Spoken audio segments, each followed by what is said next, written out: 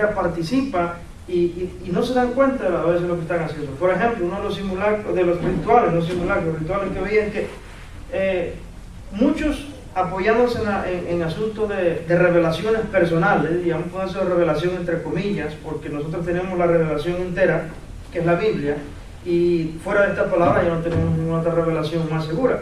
Pero hay quienes creen que Dios todavía le está revelando cosas, que Dios le está hablando diciendo esto, Dios me está hablando, me está revelando, me está hablando de sueños. Entonces esta es la palabra de Dios para la iglesia.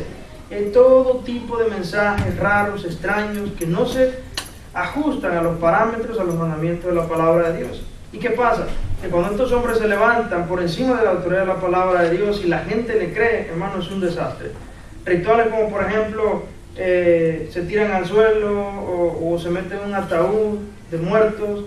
Otros por ejemplo sacan sus carteras y el ministro va pasando y todas las carteras abiertas y el ministro en un acto profético se le van tirando harina en las carteras y la gente hace cola para que le tiren harina, porque es un acto profético, porque el Señor le reveló que es un acto profético que aunque usted no lo encuentre en la Biblia, nada tiene que ver eso con la Biblia, con lo que usted conoce de la Biblia, son cosas que el Señor está revelando en estos tiempos, cosas nuevas. Entonces venga por un poquito de harina ungida para que sus bolsillos se multipliquen y haya prosperidad. Hermano, eso es una abominación, eso es blasfemo, eso no tiene sentido en el Evangelio. Pero hay gente que pareciera mentira, pero cree en eso de corazón. Entonces hay demasiada brujería, hechicería y cosas metidas en la iglesia que nosotros, hermano, al lograr saber la palabra de Dios y no escudriñar las escrituras, pues nos comemos todo. El otro día miraba aquel que sus chicles ungidos, ¿puede usted creer eso? Chicles ungidos. Compró una gran caja de chicles allá en Veracruz, una gran caja de chicles, ¿no?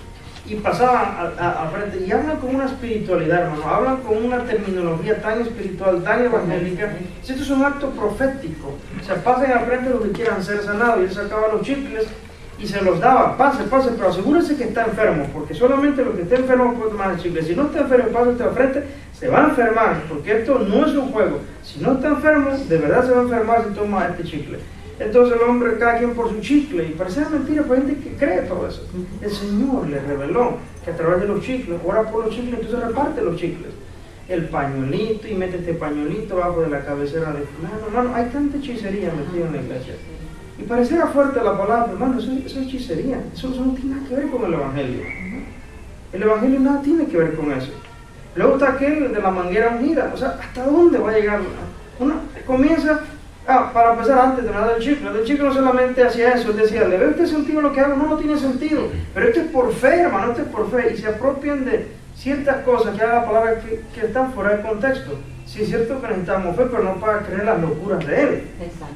Necesitamos fe, pero para creer lo que la palabra de Dios nos dice. Amén. Aceptar la palabra. Entonces él, después de repartir los chicles, él habló un poco de cuando el Señor escupió en tierra y untó con lodo, hizo lodo del ciego. Entonces él comenzó a agarrar aceite, pasó un hombro, lo tiró al suelo, le tiró el aceite en la cabeza, y luego agarró el aceite, le tiró varias escupidas y dijo, tómatelo. Y le volvió a escupir ahí, tómatelo, y aquel se lo tomaba. O sea, asqueroso, hermano. Entonces, ¿usted le ve sentido lo que hago eso? Pero hay gente incrédula que no cree y critica, todo critica, dice. Y si el Señor no lo estuviera haciendo, lo criticaría. Y tratan de excusarse de tipo de cosas, hermano. Luego vienen de la manguera ungida. Él tiene una plataforma como esta altura, la gente se acerca y ora poniéndole una patada en la frente, le pone el pie en la frente y los empuja a patadas, o se baja y le da patadas en el estómago, lo agarra y le tira agua, lo está ungiendo, y al último pasa en una manguera y comienza a rociarles con manguera. Vengan para que sean sanados y reciban la unción a manguerazos de agua. Bueno, es una locura, ¿no? Una locura. Pasan 2 horas disque predicando qué mensaje, hermano. Bueno, y no estamos lejos. Cosas locas como eso usted la encuentra aquí en Memphis, en una esquina, en la iglesia de la esquina. ¿Por qué, hermano? Por un desconocimiento bárbaro de la palabra de Dios. Nosotros cerramos la palabra, hermano, y estamos perdidos, hermano. Sin profecía, o sea, sin la palabra de Dios, el pueblo se desenfrena. ¿De qué manera? De esa. Todo tipo de desenfreno. Predican lo que la gente quiere escuchar. Y así, hermano, iremos viendo más cosas. Ahora, en este caso no vamos a tratar el tema de las herejías, pues. En otras ocasiones hemos hablado de eso. Pero vamos a seguir con la línea, hermano, de la palabra de Dios. Y recuerda, estamos bajo la serie La Palabra de Dios. Vimos qué era la Palabra de Dios, cómo se llevó a cabo el cambio de las Escrituras, cómo Dios nos dio la Escritura, qué libros deben ser incluidos, qué libros no, qué libros son bíblicos e inspirados, qué libros son apócrifos, que no deben ser considerados palabra de Dios. Vimos también la autoridad de la palabra, vimos la inerrancia de la Escritura, que la Biblia es inerrante, no tiene errores. ¿Por qué? Porque proviene de Dios.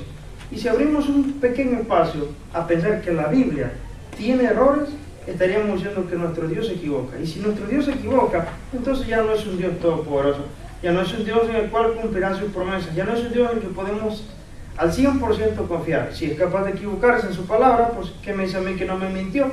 Que el reino de los cielos no es como dice, y que a lo mejor él está bajo subordinación de alguien más, pero que no le convino decirlo. De modo que él no es la máxima autoridad, sino que pudiera haber otras autoridades por encima de él. Desencadenamos una serie de errores, uno tras otro. Hermano, la palabra de Dios es perfecta. Amén. Porque nuestro Dios es perfecto. Si la palabra de Dios no surge efecto en nosotros en determinadas situaciones de nuestra vida, no es por la palabra de Dios, es por el pecado que aún habita en nosotros, es por el pecado que nos corrompe y que no somos capaces de vivir una vida perfecta. Pero la palabra, más sin embargo, ella es perfecta. ¿Qué vamos a estudiar en esta mañana? Vamos a hablar de la necesidad de las Escrituras. ¿Para qué necesitamos las Escrituras? Que alguien le venga a predicar y que no hable las Escrituras, y que no hable de las Escrituras, y no hable de cuentos, hermanos, cree que no es necesaria la Escritura, pero nosotros sabemos que sí es necesaria. Punto número 1, en cuanto a la necesidad de las Escrituras, hermanos, es necesaria para la salvación. ¿Cómo nos salvamos nosotros? ¿Cómo se salva un ser humano? Bueno, vamos directamente al libro de Romanos, capítulo 10. Y si no tiene tiempo usted de leerlo, por lo menos anótelo, yo se lo voy a leer. Romanos 10, 13 al 17, que dice la palabra de Dios acerca de la salvación. Porque todo aquel que invocar el nombre del Señor será salvo. Y hacemos una pequeña pausa ahí. Invocar el nombre del Señor. Siempre vamos a tener mucho cuidado al tratar de interpretar la Escritura. Acabamos de leer en este versículo tan corto que dice: todo aquel que invocare el nombre del Señor será salvo. ¿Cuántos incrédulos? Y cuando incrédulos me refiero a aquellos que no creen al Señor Jesucristo como su Dios, como su Señor. Un incrédulo es todo aquel que no vive bajo un arrepentimiento delante de Dios en su vida diaria. Una persona puede creer, pensar, hemos dicho, que cree en Jesucristo porque, bueno, tiene un conocimiento intelectual y sabe que existe un Dios, pero no se sujeta a las leyes de Dios. Entonces, es un incrédulo. Tiene una fe como la fe de los demonios, que saben que Dios es uno y hasta tiembla, pero por lo menos los demonios tiemblan. El humano ni siquiera se le causa ni temblor, pero bueno, por lo menos cree que Dios existe, pero no se sujeta a Dios. Es un incrédulo. Una persona que dice creer en Dios, pero no se sujeta a Dios, es un incrédulo. Ahora, los incrédulos allá afuera invocan al Señor. Ellos cuando les sucede algo dicen: ay, Dios mío, ¿será que a eso se refiere la palabra? De que todo aquel que invoca el nombre del Señor será salvo. Usted puede decir: no, pues ese va a ser salvo, porque cuando ese se mete un martillazo en el dedo, ay, Dios mío, casi me muevo la uña, invocó el nombre del Señor. No, no es en ese sentido que se refiere. Si así fuera, pues entonces bastaría con una sola vez que alguien accidentalmente o por cualquier situación de la vida invoque el nombre del Señor y ya sería salvo. Invocar el nombre del Señor es obvio que involucra, hermano, es algo más allá de invocar. Invocar está hablando bien de una actitud de tu corazón, algo en lo cual tú vives. Tú vives invocando al Señor, tú tienes una relación con Dios, tú dependes de Él, tú invocas su nombre para todo. Y esa actitud solamente se da en aquellos que han sido redimidos, en aquellos que han conocido la salvación de Dios. Entonces, todo aquel que invocara el nombre del Señor, aquel que crea en el Señor, que viva bajo el señorío, será salvo. Ahora, y hace una pregunta: ¿cómo pues invocarán a aquel en el cual no han creído? ¿Y cómo creerán en aquel de quien no han oído? ¿Y cómo oirán sin haber quien les predique? ¿Y cómo predicarán si no fueren enviados? Como está escrito: cuán hermosos son los pies de los que anuncian la paz, de los que anuncian buenas nuevas. Mas no todos obedecieron al Evangelio, pues Isaías dice: Señor, ¿quién ha creído en nuestro anuncio? Así que la fe es por el oír, y el oír por la palabra de Dios. Ok, Efesios nos dice, 2:8, que por gracia sois salvos, por medio de la fe. Solamente, hermano, a través de la fe nosotros podemos ser salvos. Ahora, aquí es necesario también aclarar algo. Cuando decimos que somos salvos por la fe, no estamos diciendo de que si usted es un hombre de fe, porque le tiene fe a cierto ídolo, a cierto Dios, o tengo fe en Dios. No, yo cuando salgo de viaje, yo me encomiendo a Dios.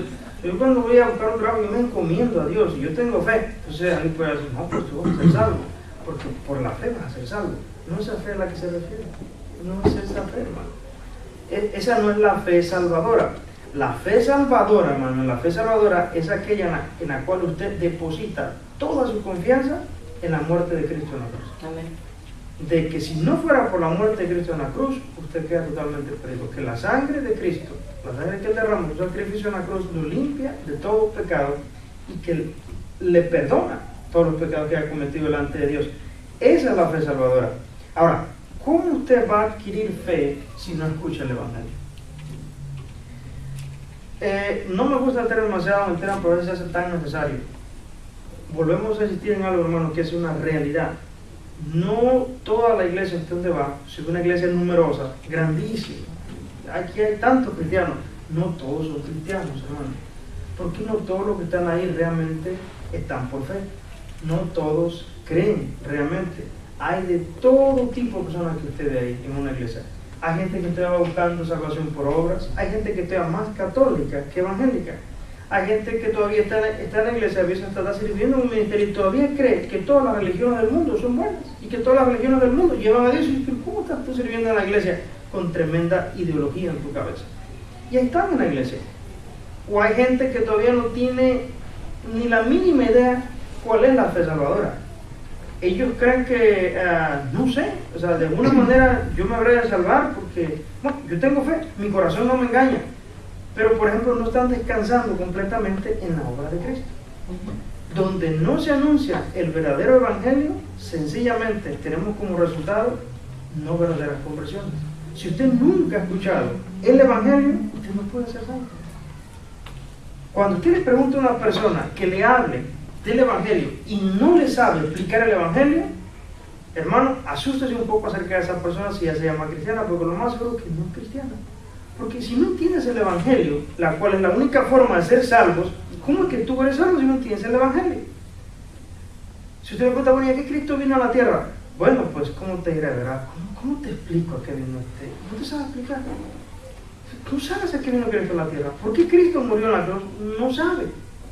Pero ¿cómo puedes tener tantos años de cristiano y no saber? O sea, sin la muerte de Cristo está nuestra salvación y tú no sabes. ¿Qué significa esa muerte de Cristo en la cruz?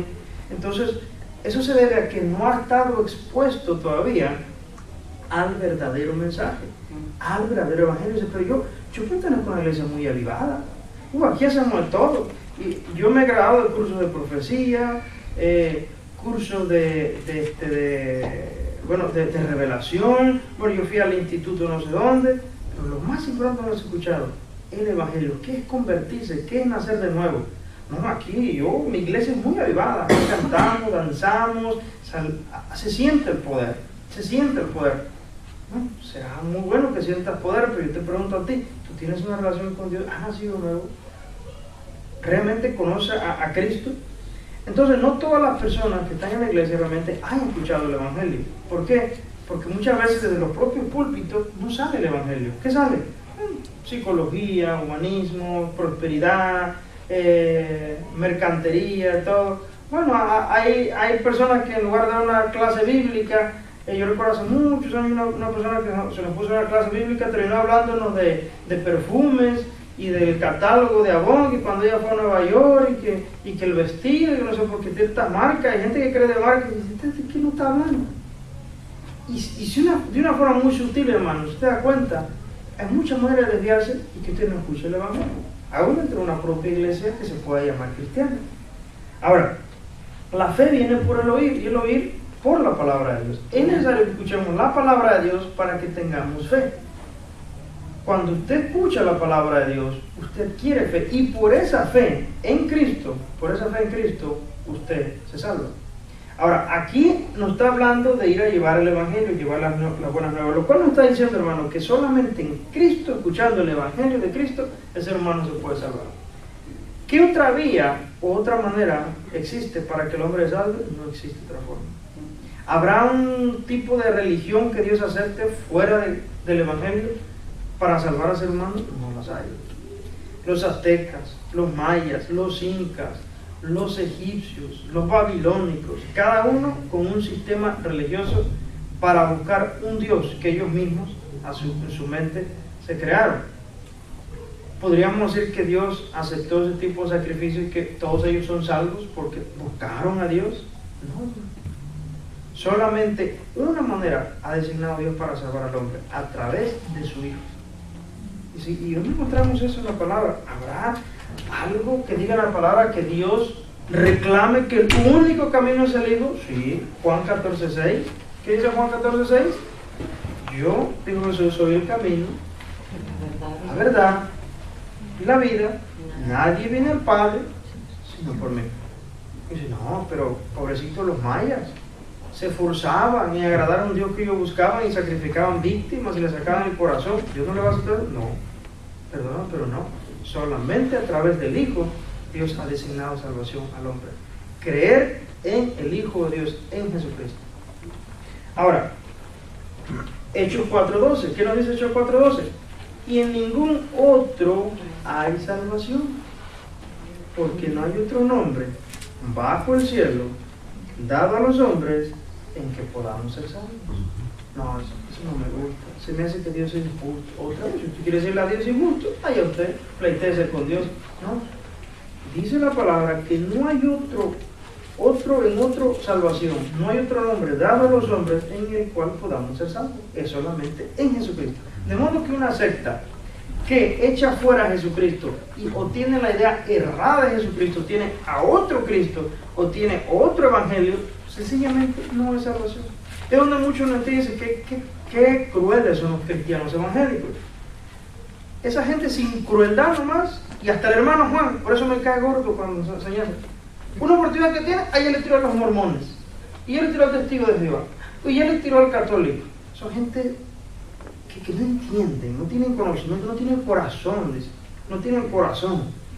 No sé si alguien habrá dicho algo aquí, pero a lo mejor lo ha de decir. Esa gente, pobre gente, buscando de Dios. Ellos hablan de un Jesucristo, pero tiene que ser necesariamente como Él cree. No, mi hermano, entonces como yo creo. Además, yo ni tengo palabra para ustedes. Mis palabras no tienen poder y yo no tengo de mí mismo evangelio para ustedes. Yo les digo una cosa, yo creo en la palabra de Dios y la palabra dice que en ningún otro es salvación y que no hay otro nombre bajo el cielo en el cual podamos ser salvos. El hombre no puede ser salvo si no es en Jesucristo. Pero escuchen, el Jesucristo de la Biblia. Pablo dijo, si alguno predicare otro evangelio que el que os hemos predicado, sea maldito, sea anatema. Y 2 veces voy a repetir lo mismo. No puede haber otro evangelio. De modo cuando el mormón saca su libro y dice otro evangelio de Jesucristo, yo te digo, te has desviado. Mi estimado, te has desviado. No puede haber otro evangelio de Jesucristo. Ese no es el Cristo de la Biblia. De modo que en ese Cristo que tú me predicas no hay salvación. Y parecerá cruel, parecerá duro, pero ¿a dónde o cuál es el destino final de una persona que no cree en Jesucristo y no muere en Cristo? Es el fuego eterno.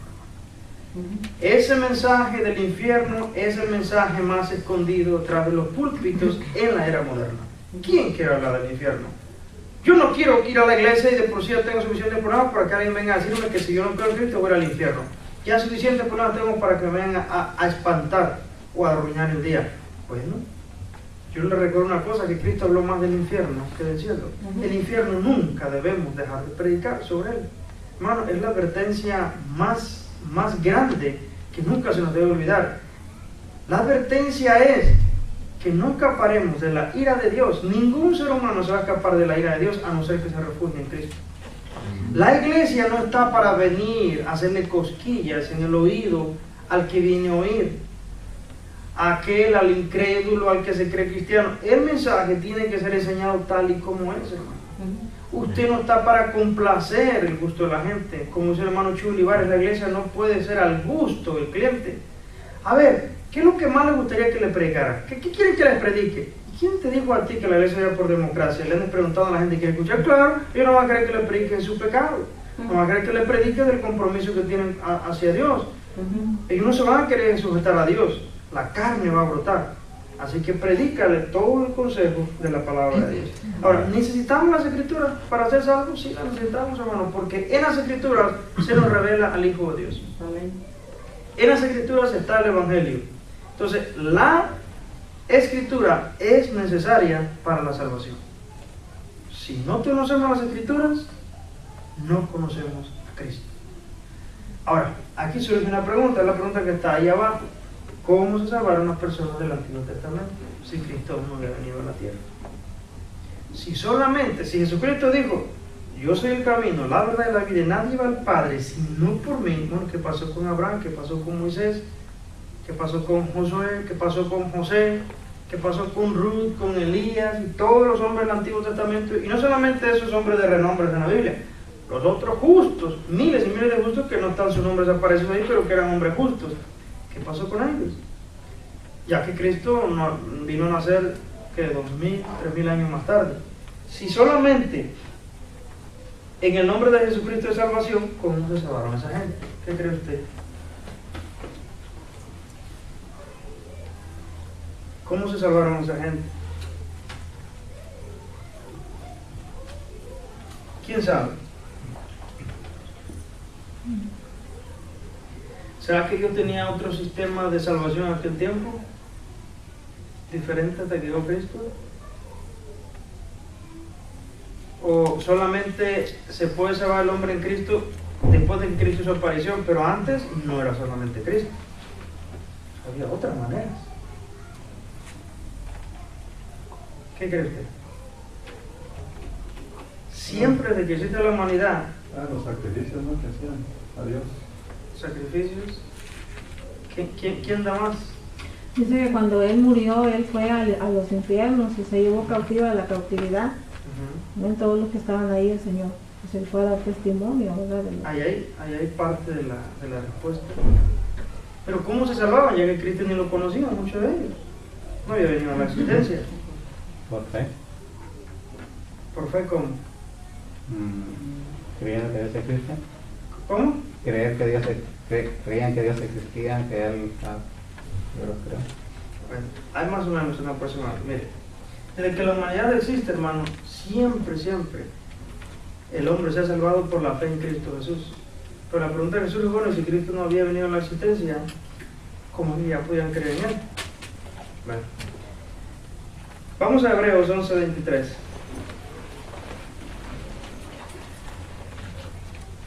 Hasta el 26.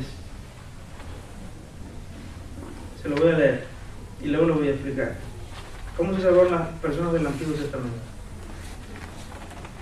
Por la fe Moisés, cuando nació, fue escondido por sus padres por 3 meses, porque le vieron un niño hermoso y no temieron el decreto del rey. Por la fe, ahí viene la parte más importante, por la fe, ahí tenía razón parcialmente, así es, por la fe, Moisés, hecho ya grande, o sea, ya no era niño, ya era grande, rehusó llamarse hijo de la hija de Faraón, escogiendo antes ser maltratado con el pueblo de Dios que gozar de los deleites temporales del pecado, teniendo, es lo que dice el autor de los Hebreos acerca de Moisés, de la fe de Moisés, teniendo por mayores riquezas el vituperio de Cristo que los tesoros de los egipcios, porque tenía puesta la mirada en el galardón. ¿Cómo es que Moisés tenía la mirada puesta en el galardón y tenía por mayor riqueza el vituperio de Cristo si Cristo ni siquiera había venido a la existencia? O Juan 8:56, se lo leo. Abraham vuestro padre se gozó, dice Jesús, hablando Jesús aquí, Abraham vuestro padre se gozó de que había de ver mi día y lo vio y se gozó. Esta gente, hermano, del Antiguo Testamento, ellos creían en un Mesías, en un Salvador que había de venir, que se les había prometido, pero ellos nunca lo habían visto, no había llegado todavía. Pero por la fe en ese Redentor, en esa fe murió. Por la fe en ese Redentor. Entre ellos y nosotros no hay mucha diferencia. Entre nuestros días Jesucristo no está viviendo entre nosotros como cuando anduvo aquí en la tierra. Ahora nosotros volteamos a ver hacia atrás a un Cristo que ya vino, que ya murió y que nosotros por fe creemos, no que va a venir, que ya vino, creemos por fe y nunca le vimos. Jesucristo dijo: bienaventurados los que creen, los que creerán o creen sin haberme visto. Y en aquel tiempo, en el Antiguo Testamento, creían igual que nosotros, pero al revés. Creían en aquel que había de venir, en el Mesías que había de venir, y por esa fe eran justificados. ¿Cuál es la diferencia entre ellos y nosotros? Ninguna. Por la fe, los dos. ¿La fe en quién? En el mismo personaje, el mismo Mesías, el mismo Redentor. Para ellos, el que había de venir. Y para nosotros, el que ya vino. El mismo Redentor. En aquel tiempo, cuando su nombre dijo que era Roberto mencionaba los sacrificios. Bueno, los sacrificios, Hebreo nos explica, los sacrificios no eran rituales que tenían que hacerse para ganarse el cielo. Los sacrificios eran rituales que se hacían, que tenían un simbolismo de por medio, que estaban profetizando la venida de Cristo. Cuando se tomaba el cordero, se ponían las manos sobre el animal para que los pecados del pueblo cayeran sobre ese animal inocente y fuera sacrificado. Estaban profetizando que el día, cuando viniera el Hijo de Dios, el Cordero, Él cargaría sobre él el pecado de toda la humanidad, el inocente muriendo por los injustos, el justo por los injustos. Entonces, todo lo que hacía en el Antiguo Testamento era una sombra de lo venidero. Todo lo que hacemos nosotros ahora en Cristo, como la Santa Cena, y ahora ya no tenemos ritos como en el Antiguo Testamento, ahora solamente tenemos la Santa Cena, no recuérdenme, pero tenemos dos ritos. Uno es la Santa Cena, el bautismo. Ahora simbolizamos lo que Cristo ya hizo. Cuando nosotros vamos al agua y salimos del agua, estamos siendo sepultados con Cristo y estamos siendo levantados con Cristo. Es un acto simbólico. Lo mismo sea un acto simbólico, pero ellos tenían más rito que nosotros. Entonces estamos exactamente en la misma posición. Nosotros creemos en el que ya vino, mientras ellos creían en el que había de venir. Entonces la salvación finalmente es a través de uno solo, porque no hay ningún otro de salvación, porque no hay otro nombre bajo el cielo en el cual podamos ser salvos. ¿Desde cuándo empezaron los sacrificios? Desde Abel y Caín, desde allá, hermano, desde ese día.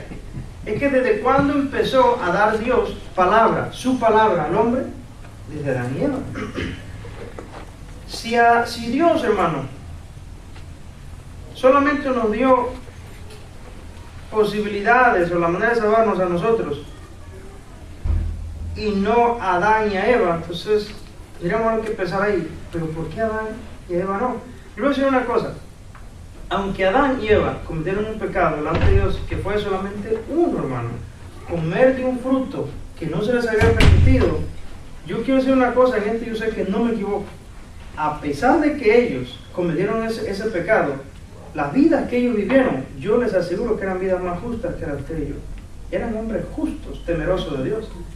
Ellos conocieron a Dios personalmente, ellos no se lo contaron, ellos habían vivido en la presencia de Dios, conocían al Dios creador del cielo y la tierra cara a cara. Cometieron un pecado de desobediencia y fueron echados fuera, pero ellos conocían a Dios. Esa gente temía a Dios. Ahora, para ellos también hubo esperanza de salvación. La mayoría de la gente piensa que Adán y Eva se fueron al infierno. Yo, en lo personal, yo no lo pienso de esa forma. Tengo bastante elementos para pensar que ellos se salvaron igual que los otros justos del Antiguo Testamento. ¿Quién le enseñó a Abel y a Caín que tenían que ofrecer sacrificios? Los padres. Y cuando tuvieron otro hijo, que dijeron, por voluntad de Jehová hemos concebido. Esa gente no se había corrido y ya no querían nada con Dios. Esa gente tenía una relación con Dios. Por voluntad de Jehová hemos concebido. Y la primer profecía de Cristo se la hizo Dios ahí a Eva, cuando le dijo que es de su simiente. ¿Quién nacería de su simiente? Y que le dijo que la serpiente le heriría el calcañar, pero que su simiente le pisaría o le aplastaría la cabeza. Le estaba profetizando a Cristo. De modo que la primer fe o las primeras personas que tuvieron fe en el que había de venir, en el Mesías, en la simiente de Eva, que aplastaría a Satanás, a la primera pareja que se le dio, a la primera persona fue Adán y Eva. ¿Qué le hace usted pensar? Que solamente salvaron nosotros, a José y los demás, pero no, esos, Adán y Eva, esos al infierno, porque ellos fueron los causantes de haber sido destituidos de la gloria de Dios. Ciertamente fueron los causantes de ser destituidos de la gloria de Dios, pero para ellos también hubo oportunidad de salvación. Y si ellos creyeron en esa promesa por fe, ellos por fe también fueron salvos. Yo no me sorprendería que cuando lleguemos con el Señor allá, Adán y Eva estén ahí. Nos dirán, oye, pero si tú fuiste el malo de la película, tú fuiste el que nos sacaste, tú no deberías estar aquí. Y Dios te diría, bueno, ¿y con qué eso tú reclamas? Tú eras igual de perverso que él, muerto espiritualmente. Yo por fe también le di la oportunidad de salvarse a ellos. ¿Por qué a ellos no y a ti sí? ¿En qué eres mejor tú que Adán y Eva? No tenemos argumentos, hermano. Ahora, queda claro hasta aquí. Para la salvación, la Biblia, hermano, la Escritura es necesaria. En ella encontramos al Hijo de Dios, que es el único que nos puede salvar. Así que si usted se ha congregado, o usted una vez fue pastor, o planea ser pastor, qué sé yo, etcétera, etcétera, y ya tiene en mente cerrar la Biblia, porque usted ya tiene una nueva revelación y así va a guiar a su iglesia, usted está en un grave peligro. Usted no puede cerrar la Escritura. Si no conoce la Escritura, no conoce el Evangelio. Si no conoce el Evangelio, y uno se queda a predicar. Va a predicar cualquier cuento, cualquier fábula, cualquier chiste. Bueno, hay gente que al no tener el Evangelio tiene una iglesia muy avivada porque hay muchos chistes, mucha comedia. El pastor es un comediante de primera. Entonces le gusta esa iglesia. Pero no hay Evangelio, ¿eh? No hay Evangelio. No hay salvación. No hay Evangelio, no se predica el Hijo de Dios. No has conocido a Cristo, ¿cómo vas a invocar? ¿Qué leímos? ¿Y cómo dice? ¿Cómo puedes invocar a aquel de quien no han creído? ¿Y cómo creerán a aquel de quien no han oído? Pareciera contradictorio, pero hay gente que está en las propias iglesias donde no han oído de Cristo Salvador. Tan solo han oído de un Cristo prosperador, el Cristo empresario, el Cristo del éxito, el Cristo que te quiere llevar a darte lo mejor, los tesoros del mundo y las riquezas y ponerte en puestos gubernamentales. Es el Cristo que te consigue todos tus sueños, todos tus anhelos del corazón. Yo no veo ningún lugar en la Biblia, en ningún lugar donde Dios nos invita a que anhelemos y soñemos y que le traigamos los sueños a Dios para que Él nos los haga realidad. Yo no veo eso, yo veo todo lo contrario. Yo veo que sea para que nos neguemos a nosotros mismos. Pero estos falsos profetas nos están diciendo que nosotros tenemos que soñar. Atrévete a soñar, dicen ellos. Tráele tus sueños a Dios. No, no es eso. Yo tengo que negarme a mí mismo y hacer lo que la palabra de Dios me manda. Ahora, vamos al segundo punto entonces. Es necesaria para mantener la vida espiritual. Bien, usted ya es cristiano. Vamos a suponer que usted ya entró aquí, ¿verdad? Usted ya conoció la salvación. Ya es un hijo de Dios. Entonces, ¿ya para qué necesito el Evangelio? Si ya me salvé. Hay otro error que caen muchas personas. El Evangelio es cuando uno va empezando. La Biblia, que nos hablan de la Biblia, pero ¿ya para qué necesitamos tanta Biblia? Biblia, que más la Escritura. ¿Para qué? ¿Para qué yo quiero tanto eso? Y escuchaba durante la semana al hermano Luis Rodas, que es un hombre que predica sana doctrina. Él hablaba acerca de esto y él decía que mucha gente dice, ¿para qué tanta Biblia? No es que tanta letra mata.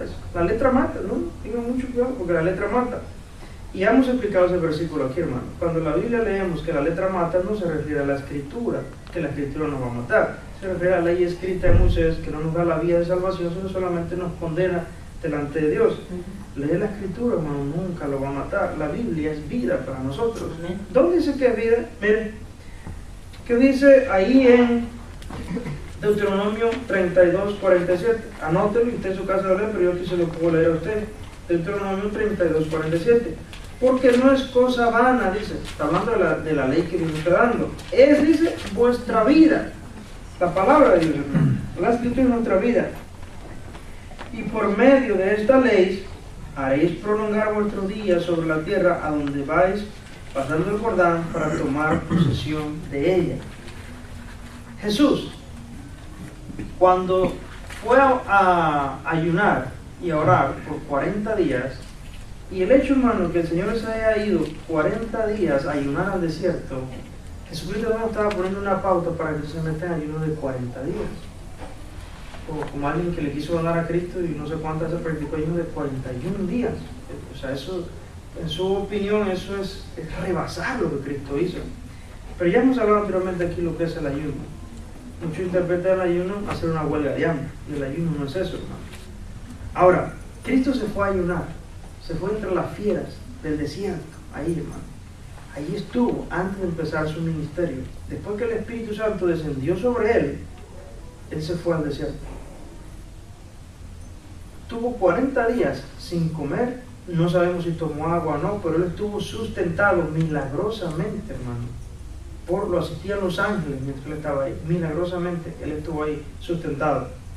Y al final del ayuno tuvo hambre, porque él era un humano, tuvo hambre. Y justo en el momento que tuvo hambre, Satanás hace su aparición. Y Satanás le dice, si eres realmente, si de verdad eres el Hijo de Dios, dile a estas piedras que se conviertan en pan. Ok, ahí es algo, hermano, que yo mucho a usted le doy un buen consejo. No entre usted en discusión con el diablo. No entre usted en discusión con los demonios. Hay muchas personas que vienen de congregaciones donde, lejos de practicar lo que la palabra dice, entran en supersticiones, en revelaciones, en intuiciones, lo que sienten, sin importarle, hermano, ni lo más mínimo si eso lo aprueba o no lo aprueba la palabra. Y entran en discusión con el diablo, lo maldicen al diablo, le dicen obscenidades al diablo. Le voy a dar una muestra por en tu cara para que se te caiga la cara de vergüenza, cochino y apestoso diablo, y le dicen de todo tipo de cosas al diablo. Pégale en la cara al diablo, ríase del diablo, y vamos a hacer esto, el diablo, todo es el diablo, y entra en un pleito, según ellos, en una guerra espiritual con el diablo, ¿verdad? Pasan al frente, hacen simulacros, que salta, que te hace una maroma, cada maroma, cada pisotón que da, le estás pisando en la cabeza al diablo, se la estás aplastando, le estás enterrando una daga en el abdomen, ese todo tipo de cosas. Usted y yo no estamos llamados a estar discutiendo con el diablo. Nunca, bueno, corrígame, yo me puedo equivocar, yo no soy una persona infalible, hermano. Yo hago mi mejor esfuerzo de escudriñar e interpretar las escrituras, pero si yo me equivoco en algo, con un espíritu de mansedumbre, usted acérquese a mí y hágame entender, hermano. Yo voy a entender si me estoy equivocando, pero yo no encuentro en la palabra ni a Cristo, ni a ningún siervo de Dios entrando en discusión con el diablo, en ningún momento. Yo veo lo opuesto. Yo veo que la Biblia me dice en Judas que el arcángel Miguel, cuando se disputaba el cuerpo de Moisés, dice que tan solo lo dijo a Satanás, el Señor te reprenda. Pero no entró en discusión con él. No usó de la basura que Satanás tiene para pelear con él. Nosotros no ganamos una guerra espiritual por decirle al diablo las obscenidades más feas. Creemos que porque como es el diablo, tenemos la libertad de decirle a Satanás y a los demonios las cosas más horribles y más obscenas. No, hermano, nosotros no podemos hacer eso. La Biblia nos prohíbe hacer eso. Son seres espirituales de que nosotros no podemos maldecir ese tipo de cosas. Tan solo tenemos que dejar, según la palabra nos enseña, someteos pues a Dios, resistir al diablo y huirá de vosotros. Cuando Satanás vino a tentar a Jesús, él nunca discutió con Satanás. Él nunca entraron, mira, para que se te caiga diablo, cabeza de no sé qué. ¿Cuál es la piedra que más te gusta? Dime. Pues yo te voy a mostrar que soy un verdadero hijo de Dios. A ver, tráigame esa piedra para acá. Y le llamó a los discípulos. No, esa está muy chiquita, tráigame para que este vea que aquí hay poder de Dios. Exactamente lo que hoy se está haciendo en los televangelistas es lo que Cristo nunca hubiera hecho. A ver, agarra una Biblia, la tira al suelo, como si la Biblia, hermano, fuera cualquier cosa a los pies. ¡Hey tú! Yo declaro que aquí hay una línea de poderes. Cruza esa línea. Y todo un exhibicionismo para mostrar que hay poder de Dios. ¿Por qué? Porque aquel que no escudriña las Escrituras no le gusta, sino adora una iglesia de ese tipo, donde hay manifestaciones. Aquí hay poder de Dios. Bueno, la doctrina puede ser la más hereje, pero con que haya algo sobrenatural, eso me basta y me sobra. Tengo mucho cuidado con eso, hermano. Eso no es garantía de la presencia y la aprobación de Dios. Entonces, lo que Jesucristo nunca hizo es lo que muchos de estos ministros quieren hacer. Vamos a hacer una campaña no sé dónde y es una exhibición de poder, que haya poder. Predicación de la palabra, unos 30 minutos, y si medio la escudriña, realmente muy poquita palabra. Pero la administración y la exhibición de poder se lleva hasta 3 horas. Ya la gente no aguanta, medianoche y la campaña no termina. Poder, milagros y milagros y milagros. Y muchos de esos milagros ni siquiera son ciertos. Pero ese es otro tema que otro día podemos abordar. Más sin embargo, Jesucristo cuando le dijo, Satanás, dile a estas piedras que se conviertan en pan. Jesucristo tan solo sabe dónde recurrir. A la palabra. ¿Por qué usted y yo no vamos a recurrir a la palabra? ¿Qué nos hace a usted y a mí mejores que Jesucristo? Jesucristo no recurrió a ningún otro medio. Jesucristo sabía que la palabra tiene una autoridad espiritual porque viene de la boca de Dios y que ni siquiera tenía por qué rebajarse el Señor a maldecirlo ni a hacerle, te voy a mostrar que sí soy poderoso, que yo sí soy hijo de Dios, para que no te quede la mejor duda. Usted no tiene que hacerle un show a la gente para que no le quede la mejor duda.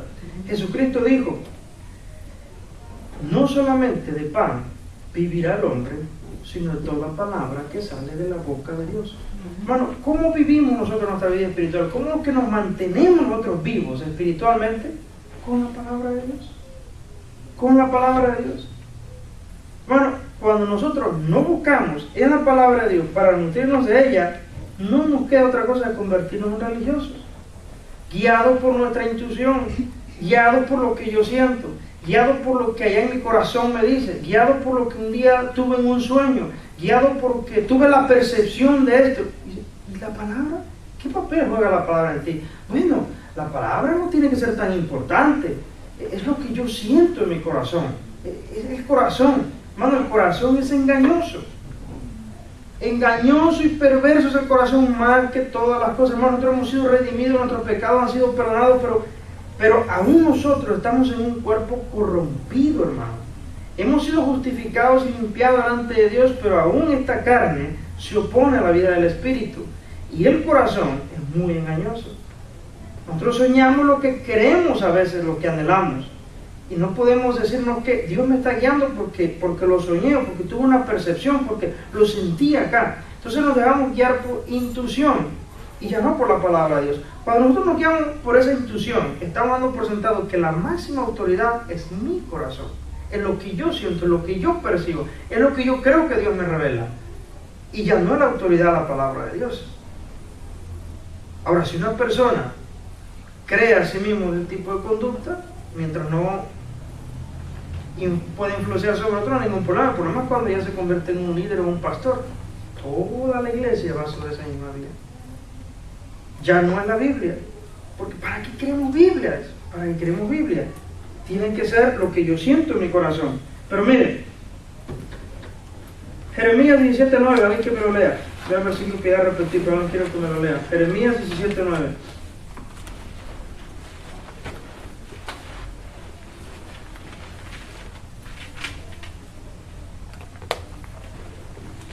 ¿Alguien me lo puede leer? Jeremías 17:9. Engañoso es el corazón más que todas las cosas y perverso. ¿Quién lo conocerá? Y por esa razón no podemos confiar en él. No podemos.